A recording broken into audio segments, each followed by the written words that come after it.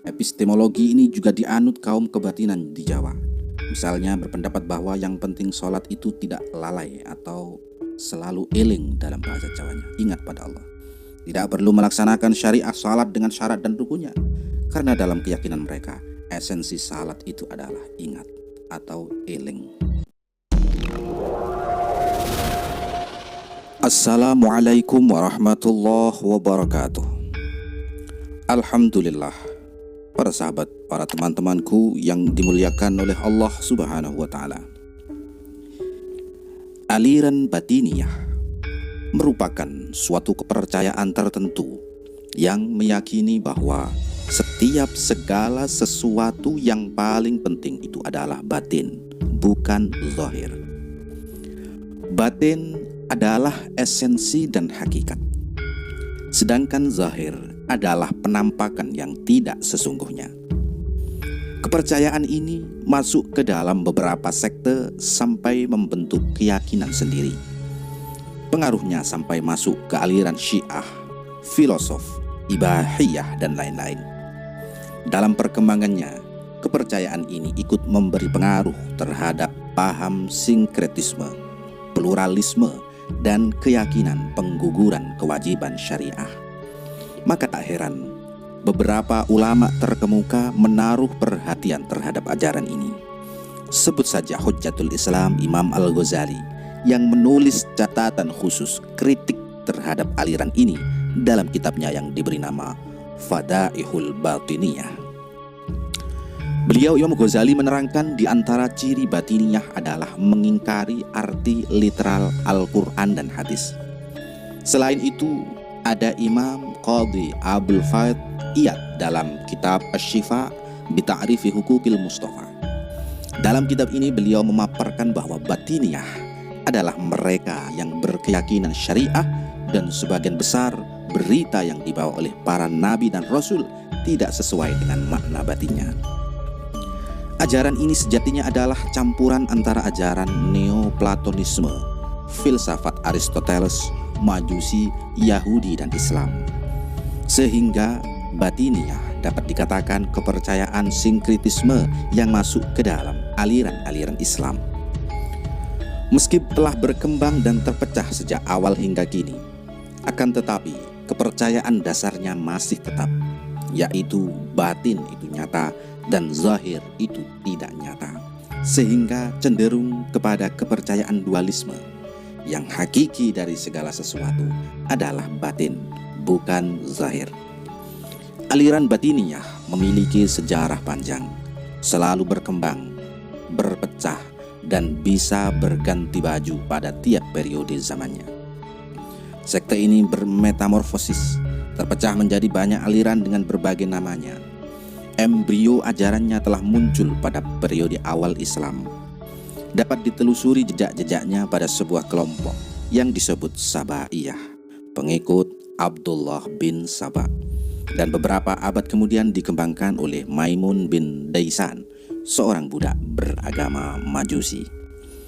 Semenjak itu, ajaran ini merasuk ke beberapa sekte dan kepercayaan. Al-Imam Ghazali menulis catatan khusus kritik terhadap aliran ini dalam kitabnya yang diberi nama Fadaihul Batiniyah. Di Indonesia, kita kenal sebuah aliran yang disebut kebatinan yang cukup marak berkembang menjadi beragam aliran kepercayaan. Dari segi nama memiliki kesamaan dengan Al-Batiniyah yang disebut Al-Ghazali di atas. Mereka memiliki sejumlah pandangan yang sama. Misalnya, ibadah cukup dilakukan dengan niat batin saja. Mereka juga sama-sama mengedepankan roh dan jiwa tanpa mempedulikan praktek lahir. Kajian ringkas ini akan menelisik akidah batiniyah sejak masa awal kemunculannya dengan aliran kebatinan yang berkembang di dunia saat ini. Asal-usul dan perkembangan para ulama menjelaskan aliran batiniyah sebagai aliran yang terinfiltrasi oleh pemikiran menyimpang. Batiniyah adalah golongan yang mendakwahkan bahwa setiap kata zahir dalam Al-Quran memiliki makna batin yang tersembunyi di dalam teks tersebut, sebagaimana kulit yang di dalamnya memiliki esensi. Imam Al-Ghazali menerangkan ciri golongan aliran ini. yaitu tidak mengakui arti literal Al-Quran dan hadis.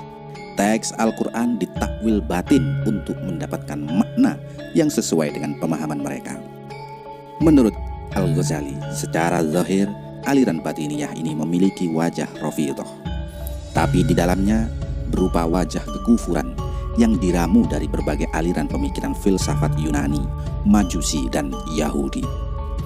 Imam Al-Ghazali memiliki perhatian terhadap aliran ini. Ia menulis kitab khusus yang membedah kesesatan batiniyah ini yang sudah kami sebutkan. Imam Qadhi Iyad dalam kitab Asy-Syifa bi Tahriki Huquqil Mustafa juga menjelaskan bahwa batiniyah adalah mereka yang berkeyakinan syariah dan sebagian besar berita yang dibawa oleh para nabi dan rasul tidak sesuai dengan makna batinnya.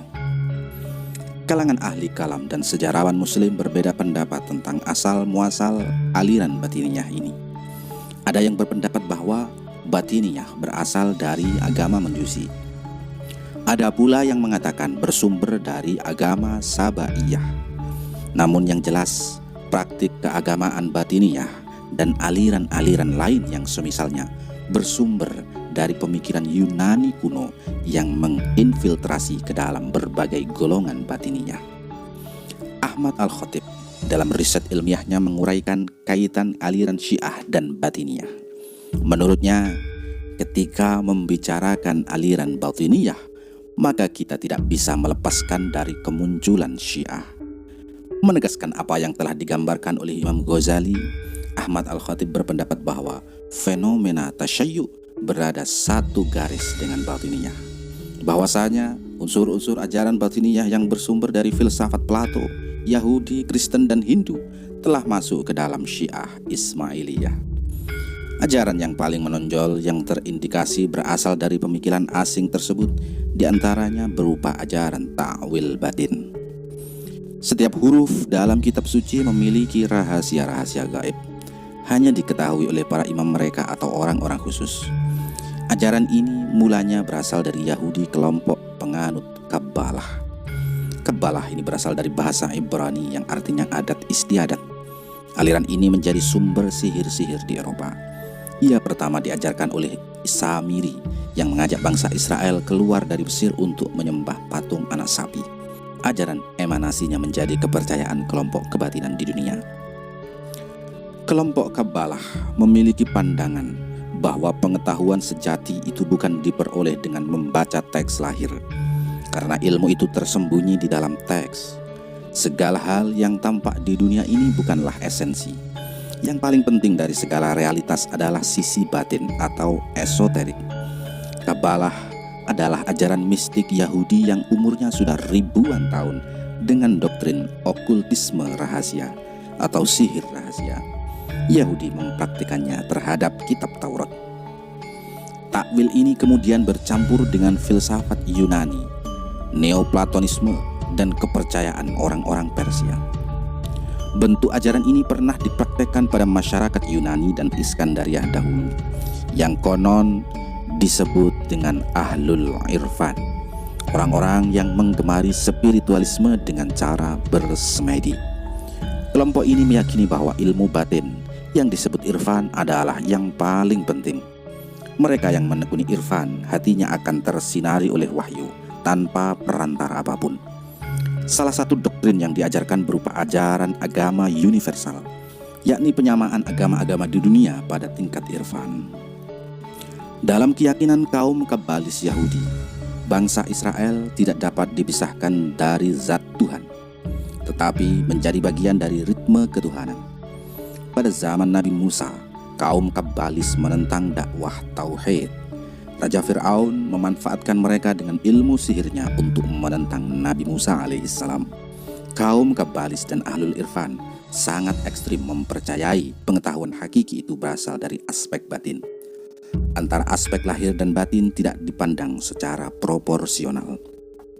Dalam dunia Islam, ajaran kebatinan tersebut berkembang di dalam sekte-sekte Syiah.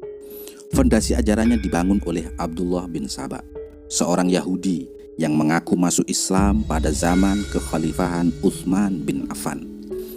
Sepeninggal Ali bin Abi Thalib, Ibnu Saba mengampanyekan dakwah gulu atau ekstrim yakni ajaran penyatuan roh Ali dengan Tuhan, bahwasanya esensi Ali terdapat dalam rohnya yang bergabung dengan esensi Tuhan. Para pengikutnya memiliki keyakinan reinkarnasi roh manusia, menakwilkan syariah dengan takbil batin, dan lain sebagainya. Seorang bernama Abu Hashim bin Abdullah bin Muhammad bin Al-Hanafiyah menyebarkan ajaran ini sepeninggal Muhammad bin Al-Hanafiyah. Ajaran-ajaran yang didakwahkan antara lain meyakini adanya ilmu-ilmu sirri batin. Setiap yang zahir pasti memiliki sisi batin yang esensial. Setiap wahyu yang turun pasti ada takbilnya. Selain Abu Hashim, terdapat nama Abu Al-Khattab Al-Asadi yang menjadi guru besar para penganut sekte Batiniyah. Abul Khattab adalah guru dari Al-Ja'fi, yaitu orang yang berada di balik Muhammad bin Nusair, pendiri sekte Nusairiyah. Al-Khattab juga guru dari Ismail bin Ja'far, Maimun bin Daisan Al-Qaddah, salah satu penyebar Batiniyah, juga teman akrab dari Al-Khattab. Pengikut Abul Khattab disebut Khattabiyah. Khattabiyah mengajarkan akidah hulul. Mereka mengajarkan bahwa Allah Subhanahu wa Ta'ala memiliki 5 bentuk zahir, yaitu bentuk Nabi Muhammad SAW, Ali bin Abi Thalib, Fatimah, Hasan, dan Husain. Tuhan menampakkan bentuknya sebagai manusia dengan tujuan agar umat manusia bisa berinteraksi langsung. Jadi, dalam konteks pemikiran Batiniyah Al-Khattab ini, zahirnya adalah Nabi Muhammad SAW, Ali bin Abi Thalib, Fatimah, Hasan, dan Husain, namun batinnya adalah Allah. Batiniyah sebagai sekte yang matang dibawa oleh Maimun bin Daisan Al-Qaddah, mantan budak Ja'far Shadiq, Maimun bin Hamdan Al-Kirmid, dan Muhammad bin Al-Husain. Maimun Al-Qaddah menyebarkan paham sesat tidak mempercayai Tuhan, mengingkari kenabian dan perkara-perkara gaib. Ia memasukkan ajaran kebatinan tersebut ke dalam aliran Syiah. Menurut Syekh Abdul Qahir Al-Baghdadi, ia adalah pemimpin pertama Batiniyah. Dalam catatan sejarah Batiniyah, Maimun dan Muhammad Husain merancang gerakannya saat di penjara Irak. Maimun sengaja membidik aliran Syiah sebagai kendaraan untuk memasukkan ajaran-ajarannya. Sebab dalam pikirannya, aliran Syiah memiliki kecenderungan memuja Ali dan Ahlu Bait secara ekstrim. Apalagi fondasi ajarannya telah dibangun oleh Abdullah bin Saba, tokoh yang juga disebut-sebut cenderung kepada aliran kebatinan Yahudi. Maimun Al-Qaddah dan Muhammad Al-Husain menyebarkan ke negeri Maghribi yang sekarang Maroko, Iran, dan Irak. Maimun mengaku sebagai keturunan Ali bin Abi Thalib. Hal ini untuk mempermudah kaum Syiah mengikutinya. Bahkan ia kemudian juga mengaku anak Ja'far Shadiq. Maimun dan kawan-kawan akhirnya berhasil menyusupkan ideologinya ke dalam aliran Syiah Ismailiyah, Qaramitah, dan Nusairiyah. Maka sekte-sekte Syiah tersebut menjadi aliran Batiniyah. Di tangan Maimun Al-Qaddah, Batiniyah memakai kendaraan sekte Ismailiyah. Bahkan salah satu julukan terkenal atau lakop untuk aliran Syiah Ismailiyah adalah Batiniyah. Setelah itu, aliran Batiniyah menyebar luas di daerah Bahrain dibawa oleh Abu Sa'id Al-Jannani. Seorang bernama Abu Hatim memasukkan aliran ini ke wilayah Al-Dailam, Bahrain. Di Naisapur, wilayah Persia, Batiniyah juga dibawa oleh Asy'arani. Bahkan ia memiliki sejumlah kader, di antaranya Al-Husain bin Ali Al-Mawarzi, Muhammad Ahmad An-Nasafi yang menulis buku Al-Mahsul, Abu Ya'qub yang menulis Ta'wil Asy-Syara'i dan Kasyaful Asrar. Dengan demikian, konspirasi Batiniyah menyusupkan ajarannya ke sejumlah negeri menyebar luas. Tidak lain ini merupakan rancangan matang dari Maimun bin Daisan Al-Qaddah. Sejumlah sejarawan mengatakan bahwa orang-orang yang membangun aliran Batiniyah adalah memiliki darah keturunan orang Majusi. Mereka sengaja menyusupkan doktrin Majusi ke dalam kaum muslimin. Selain hal tersebut, menurut Al-Baghdadi dan Al-Ghazali, Batiniyah menyusup kepada penduduk Persia. Orang-orang Syu'ubiyun, orang non-Arab yang bangga akan kedikdayaan rasnya dibanding ras Arab, para ilmuwan yang minus pengetahuan syariah, kelompok filsuf peripatetik, dan kelompok pengagum duniawi secara berlebihan. Orang Persia mudah disusupi Batiniyah karena pada waktu itu memiliki dendam kepada Islam yang dibawa oleh orang Arab yang telah menaklukkan negeri mereka. Adapun para filsuf dan ilmuwan yang minus ilmu syariah, sebelumnya pengagum filsafat Plato dan Aristoteles, di antara mereka meyakini bahwa syariah hanya dibuat-buat oleh manusia. Ajaran mereka menyusup secara halus kepada kelompok-kelompok tersebut. Makanya, terdapat di antara secara zahir tidak tampak sebagai pengikut batiniyah, namun ideologinya telah menancap ke dalam pemikirannya. Kelompok-kelompok ahli sihir dan perbintangan juga terpengaruh oleh ajaran batiniyah. Bahkan bentuk batiniyah yang dibawa berupa wajah yang berbeda dengan pendahulu-pendahulu sebelumnya. Akidah dan doktrin batiniyah, kepercayaan kaum batiniyah ini secara umum dibentuk oleh sebuah cara berpikir bahwa setiap yang zahir memiliki aspek batin. Aspek batin merupakan esensi, hakikat dan rupa yang asli. Mereka tidak terlalu menghiraukan aspek zahir. Dalam segala aspek, cara pandang seperti itu dipraktekkan, sehingga dengan mudah menggugurkan syariah, isqatus syariah. Epistemologi ini juga dianut kaum kebatinan di Jawa.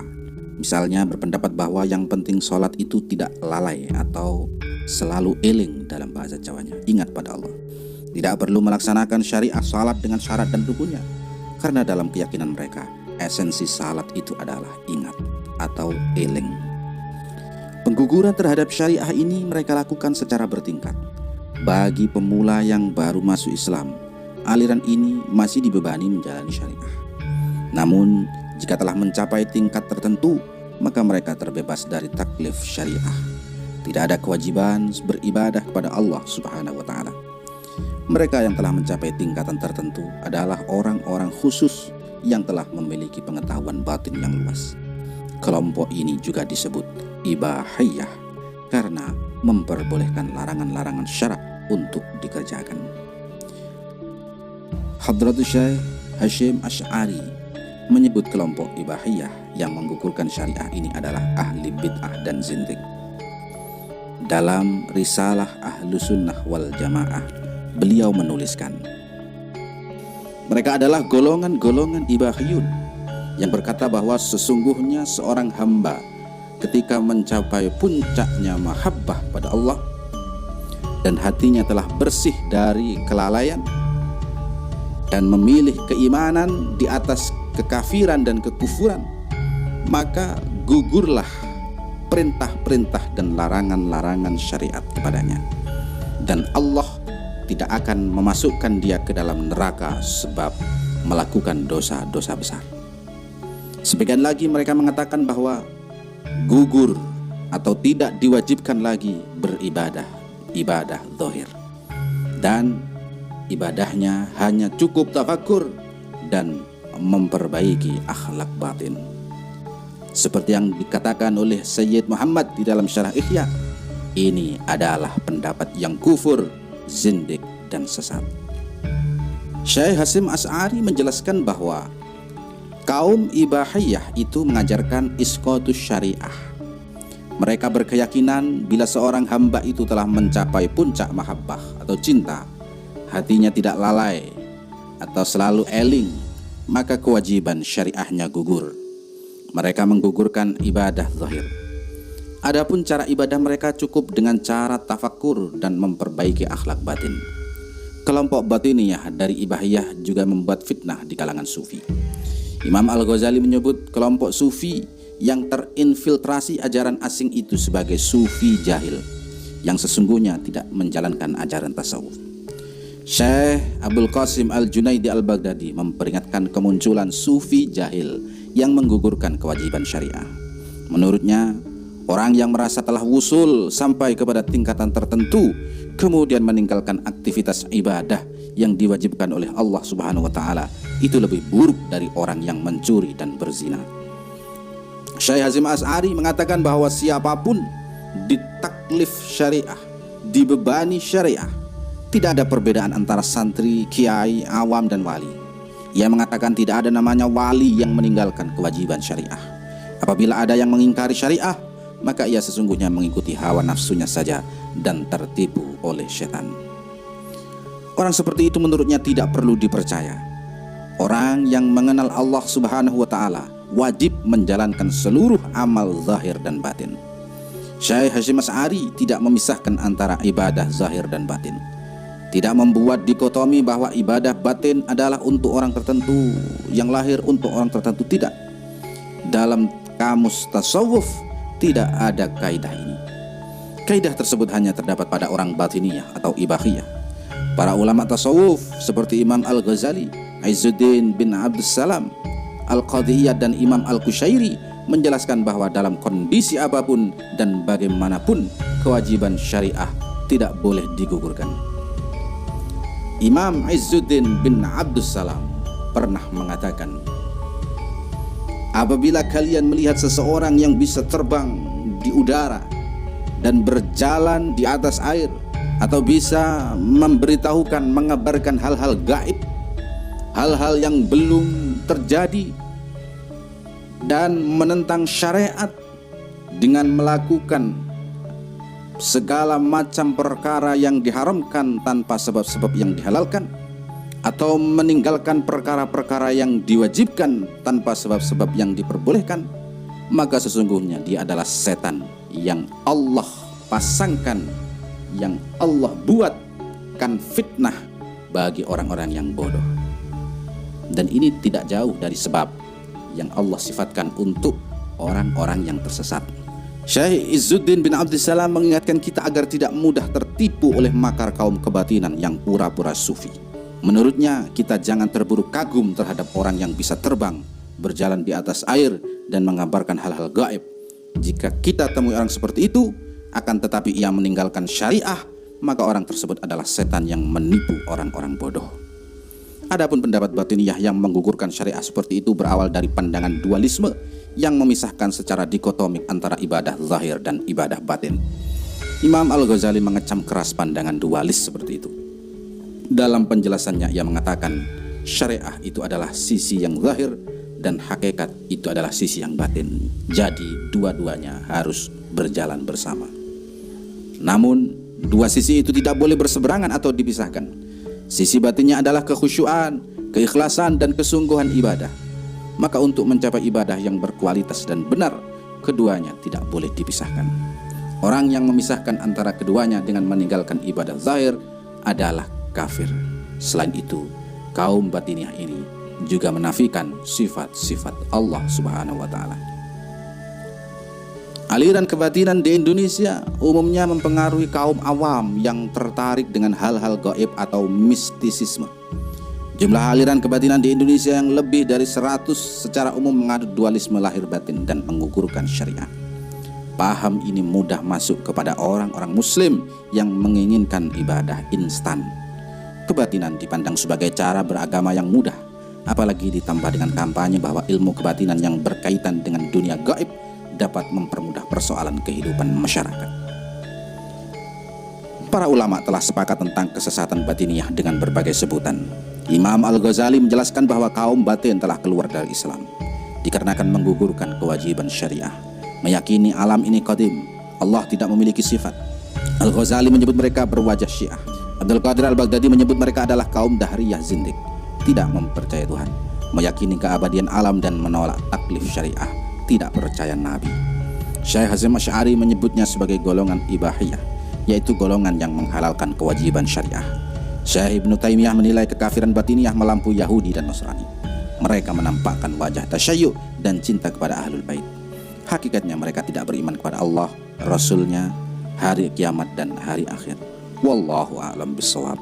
Wassalamualaikum warahmatullahi wabarakatuh.